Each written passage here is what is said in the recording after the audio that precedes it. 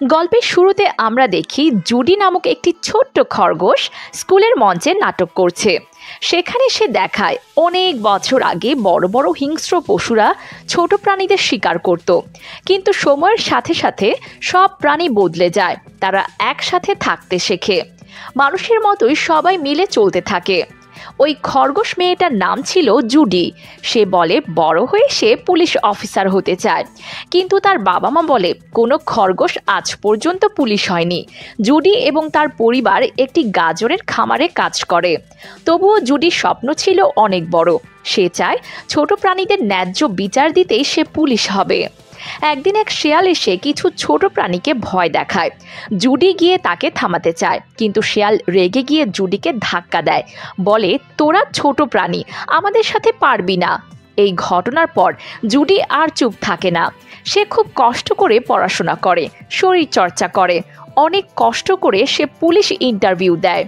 জুডি খুব ভালো করলেও প্রথমে তাকে পুলিশের কাজে নেওয়া হয় না, কিন্তু পরে তার দক্ষতা দেখে এক সিনিয়র অফিসার তাকে নিতে বাধ্য হয়।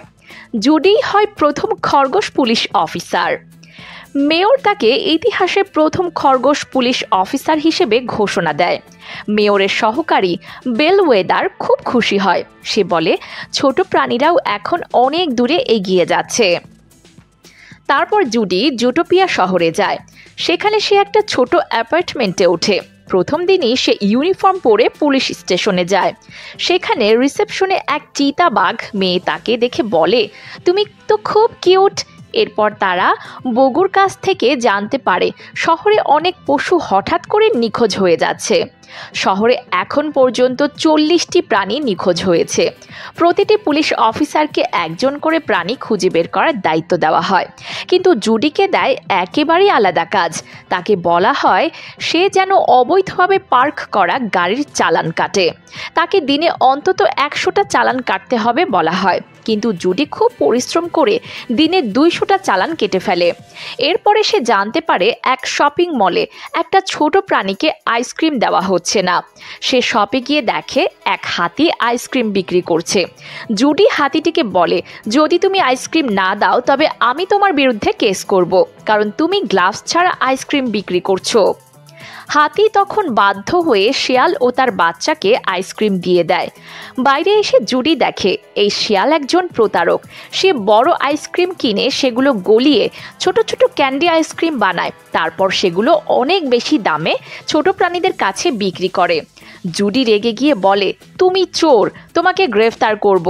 তখন শিয়াল জানায় তার নাম নিক, আর সে বলে সে আগে থেকেই আইসক্রিম বিক্রির লাইসেন্স নিয়ে রেখেছে, তাই তাকে গ্রেফতার করা যাবে না। এরপরে পুলিশ স্টেশনে এক মহিলা আসে। সে কাঁদতে কাঁদতে বলে তার স্বামী নিখোঁজ হয়ে গেছে। তখন জুডি খুব আবেগে ভেঙে পড়ে এবং তাকে কথা দেয় সে তার স্বামীকে খুঁজে বের করবে। বগু এই কথা শুনে জুডিকে সেই মহিলার স্বামী খোঁজার জন্য মাত্র 48 ঘন্টা সময় দেয়। এবার জুডি নিকের কাছে সাহায্য চায়। তারা মিলে যায় এক ইয়োগা ক্লাবে। সেখানে জানতে পারে নিখোঁজ প্রাণীটির নাম এমেট। সে এখানে ইয়োগা ক্লাস করত। তাকে সর্বশেষ একটি সাদা গাড়িতে দেখা গেছে। জুডি সেখান থেকে সেই গাড়ির নম্বরও পেয়ে যায়। তারা চলে যায় ডিএমপি অফিসে, যেখানে গাড়ির সব তথ্য থাকে। সেখানে কাজ করছিল স্লথরা, যারা খুব ধীর গতিতে কাজ করে। অনেক ধৈর্য ধরে তারা অবশেষে গাড়ির তথ্য পায়। তারা জানতে পারে সেই গাড়িটি ছিল মিস্টার বিগ এর। সে এক চিকা। তারা মিস্টার বিগের কাছে গেলে সে তাদের দুজনকে কুমিরের খাবার বানাতে চায়।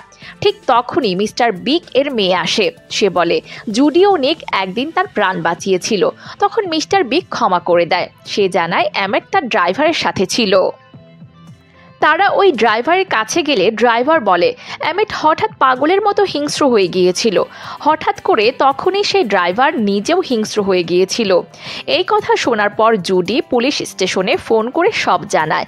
তখন বগু রেগে গিয়ে বলে তোমার চাকরি এবার সত্যিই চলে যাবে। তখন নিক জুডির পাশে দাঁড়ায়।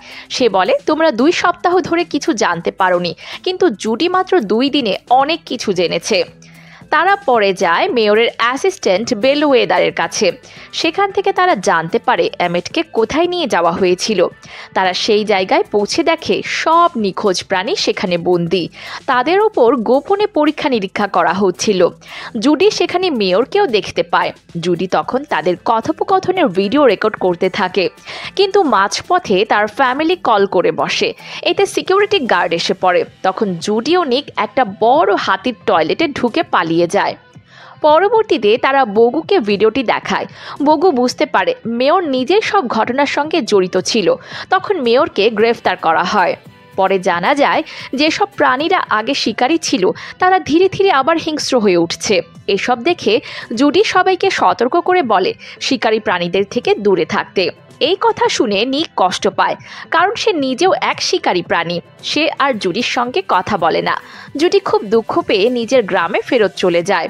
সে আবার গাজরের খামারে কাজ শুরু করে দেয়। একদিন সে খামারে এক ধরনের ফুল দেখতে পায়। তখন তার বাবা মা জানায় এই ফুল তাদের ফার্মকে বিপদের হাত থেকে বাঁচাতে সাহায্য করে, আর যারা এই ফুল খেয়ে ফেলে তারা হিংস্র হয়ে যায়।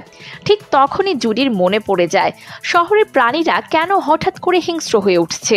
সে বুঝতে পারে এই ফুলই সবকিছুর মূল কারণ। সবকিছু জানার পর জুডি নিকের কাছে যায়। সে নিককে বলে তুমি আমাকে আবার সাহায্য করো। নিক রাজি হয়। তারা তখন জানতে পারে একটি ট্রেনের মধ্যে এই হিংস্রতা ছড়ানোর জন্য এক ধরনের ফুল দিয়ে এক্সপেরিমেন্ট করা হচ্ছে। এই ফুল দিয়ে একটা বিশেষ বন্দুক তৈরি করা হয়েছিল। বন্দুক দিয়ে গুলি করলে যে প্রাণীকে মারা হবে সে হিংস্র হয়ে যাবে।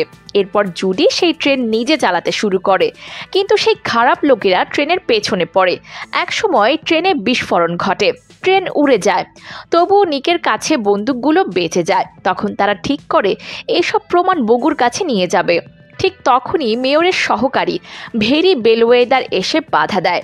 সে বলে এই বন্দুকগুলো আমাকে দাও, কিন্তু আসলে সে তাদের ফাঁদে ফেলতে চায়, আর সে নিককে বন্দুক দিয়ে গুলি করে।